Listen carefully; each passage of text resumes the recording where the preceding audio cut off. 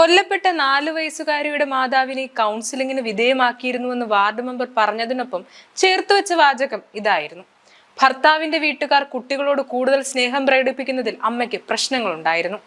ഇതേ തുടർന്ന് 2 മാസം മുമ്പാണ് അമ്മയ്ക്കും അച്ഛനും കൗൺസിലിംഗ് നൽകിയതെന്നും വാർഡ് മെമ്പർ 2 ദിവസം മുമ്പ് പ്രതികരിച്ചിരുന്നു.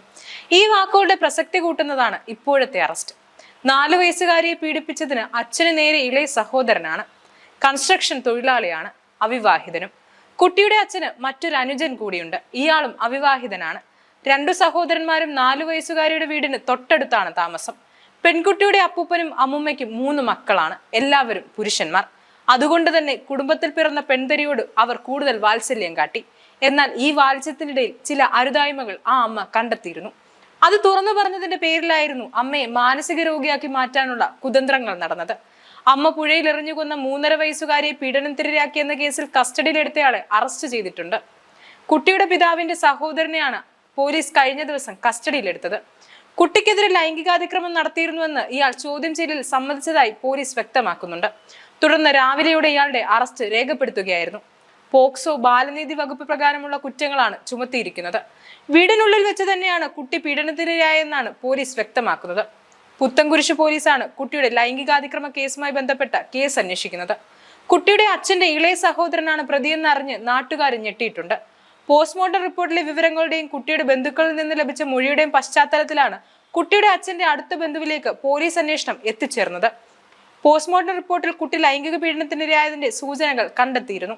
ഇതേ തുടർന്ന് അച്ഛന്റെ അച്ഛനെയും 2 സഹോദരന്മാരെയുമാണ് പോലീസ് ചോദ്യം ചെയ്യാൻ വിളിപ്പിച്ചത്.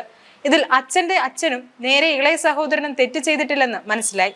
ഇവരിൽ നിന്ന് തന്നെ ഇളയ സഹോദരനിലേക്ക് സൂചനകൾ കിട്ടി. അവിവാഹിതനായ ഇയാൾ കുറ്റം ഏറ്റുപറഞ്ഞതായാണ് പോലീസ് വ്യക്തമാക്കുന്നത്. പൊട്ടിക്കരഞ്ഞുകൊണ്ട് ഓരോന്ന് ഏറ്റുപറഞ്ഞുവെന്നാണ് പോലീസ് പറയുന്നത്. കഴിഞ്ഞ കുറച്ചുകാലമായി ഇയാൾ കുട്ടിയെ ഉപദ്രവിച്ചു വരികയായിരുന്നുവെന്ന് പോലീസ് പറയുന്നു. ഇതിന്റെ തെളിവുകൾ പോലീസിന് ലഭിച്ചിട്ടുമുണ്ട്. പോലീസിനോട് എന്തിനാണ് കുട്ടിയെ കൊലപ്പെടുത്തിയതെന്ന് കുട്ടിയുടെ അമ്മ വ്യക്തമാക്കിയിട്ടില്ല. പരസ്പരവിരുദ്ധമായ കാരണങ്ങളായിരുന്നു അമ്മ പറഞ്ഞിരുന്നത്. ഇത് പോലീസിന് ആശയക്കുഴപ്പം സൃഷ്ടിച്ചിരുന്നു. പീഡന വിവരം അമ്മ അറിഞ്ഞിരുന്നു എന്നും ഇത് കൊലപാതകവും തമ്മിൽ ബന്ധമുണ്ടോ എന്നുമുള്ള സംശയമാണ് ഇപ്പോൾ ഉയരുന്നത്. കൊലപാതക കേസിനു പിന്നാലെ കുട്ടി പീഡനത്തിനിരയായിരുന്നു എന്ന വിവരം പുറത്തു വന്നതോടെ കേസ് പ്രത്യേക സംഘം അന്വേഷിക്കും.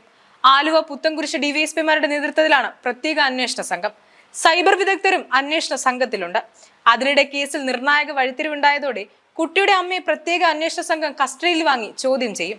കുട്ടി മാതാപിതാക്കൾക്കൊപ്പം താമസിച്ചിരുന്ന വീടിന് തന്നെയാണ് ബന്ധുക്കളും താമസിച്ചിരുന്നത്. തുടർന്ന് കുട്ടിയെ വീട്ടിൽ വെച്ച് പീഡിപ്പിച്ചിരുന്നു എന്നാണ് അച്ഛന്റെ സഹോദരൻ പോലീസിനോട് സമ്മതിച്ചിട്ടുള്ളത്. കുട്ടിയുടെ മുങ്ങിമരണം തന്നെയാണെങ്കിലും ശരീരത്തിൽ കണ്ട ചില പാടുകളും മുറിവുകളും പോസ്റ്റ്മോർട്ടം ചെയ്ത ഡോക്ടർമാർ പോലീസിനെ ശ്രദ്ധയിൽപ്പെടുത്തുകയായിരുന്നു. കുട്ടിയുടെ കൊലപാതകം അന്വേഷിക്കുന്ന ചെങ്ങമനാട് പോലീസ് തുടർന്ന് ഇക്കാര്യം പുത്തൻകുരിശ് പോലീസിനെ അറിയിച്ചു. ഇന്നലെ രാവിലെ മുതൽ കുട്ടിയുടെ അടുത്ത ബന്ധുക്കളെ സ്റ്റേഷനിലേക്ക് വിളിച്ചു വരുത്തി ചോദ്യം ചെയ്യൽ ആരംഭിച്ചിരുന്നു. ആലുവ പുത്തൻകുരിശ് ഡിവൈഎസ്പിമാരുടെ നേതൃത്വത്തിലായിരുന്നു ചോദ്യം ചെയ്യൽ. ചോദ്യം ചെയ്യലിനൊടുവിൽ ബന്ധുക്കളായ 3 പേരെയായിരുന്നു പോലീസിന് സംശയം. ഇതിൽ 2 പേരെ പിന്നീട് വിട്ടയച്ചു. തുടർന്ന് മറ്റുള്ളവർ നൽകിയ മൊഴിയുടെയും പ്രതിയുടെ ചോദ്യം ചെയ്യലിന്റെ അടിസ്ഥാനത്തിൽ ഒരാളെ മാത്രം കസ്റ്റഡിയിലെടുത്തു.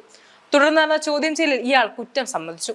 കഴിഞ്ഞ ദിവസം അറസ്റ്റിലായ കുഞ്ഞിന്റെ അമ്മ ഭർത്തൃവീട്ടിൽ ശാരീരിക മാനസിക പീഡനം നേരിടേണ്ടി വന്നതായി മൊഴി നൽകിയിരുന്നു. News desk IBN Malayalam.